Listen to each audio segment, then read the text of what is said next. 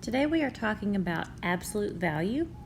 So first let's talk about the definition of absolute value. The definition of absolute value is the distance from zero on a number line. So before we start doing some problems, let's investigate a little bit more about what that definition means. The definition again is the distance from zero on a number line. So if I'm looking at the absolute value of 3, the absolute value of 3 is 3. And why is that? Because from 0 on the number line, to get to 3, we go over 1, 2, 3 units. So from 0 to 3, we have a distance of 3 units. What about the absolute value of -3? Well, from 0 to -3, 1, 2, 3, we have another distance of 3 units. Remember, distance cannot be measured in negative values. Distance is always a positive value. So if I'm going from 0 to -3, it is also 3 units. So it changes the negative to a positive 3. And for positive numbers, it just makes them stay positive because it is a measurement of distance away from 0. So coming back over here to number 1, this is your notes paper, and we will not do all of the problems on this page. This is just for your notes. You can use these notes to do the assignments that go with this video. So number 1, we're taking the absolute value of -13. The absolute value of -13 is 13. Number 2, the absolute value of 21 is 21. Number 3, here we've got more than one absolute value. We'll take the absolute value of 3 and the absolute value of 5. So let me reword what I just said. We took the absolute value of -3 and got 3. We took the absolute value of -5 and got 5. Now we're ready to add. 3 and 5 make 8.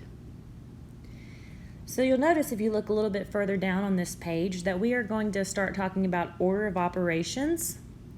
So order of operations you'll see down below. Please excuse my dear Aunt Sally, or PEMDAS. P stands for parentheses. Okay, so parentheses are first in our order of operations. Now, I want you to remember that absolute value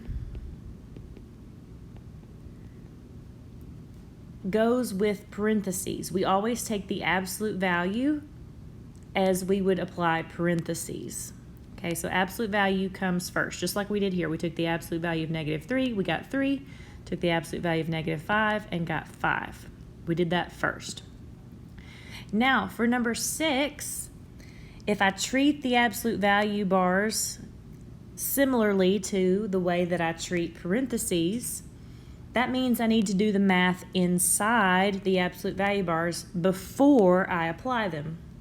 So here we go. We need to subtract 17 away from 21. 21 minus 17 is 4, and the absolute value of 4 stays 4.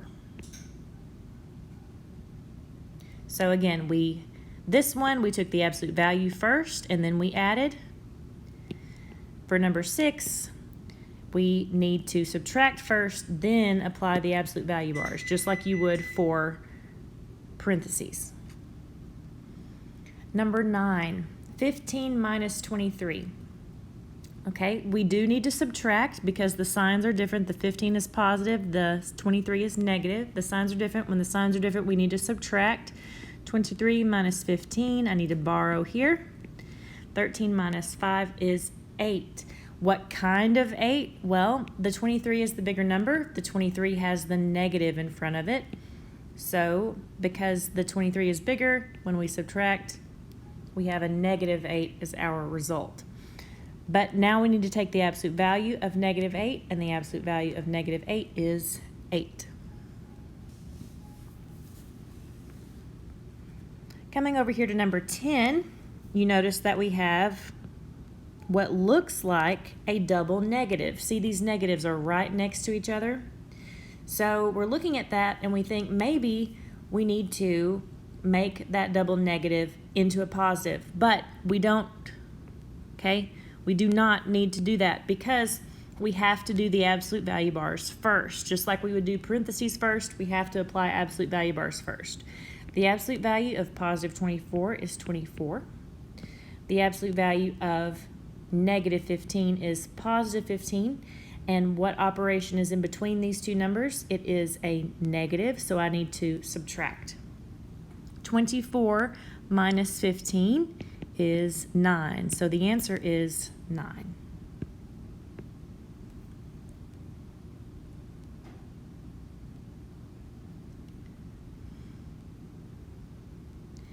So we will pick back up with the rest of this sheet for the next tab where you will start reviewing order of operations. So if you printed it off, hang on to it. We'll use it again in the next video.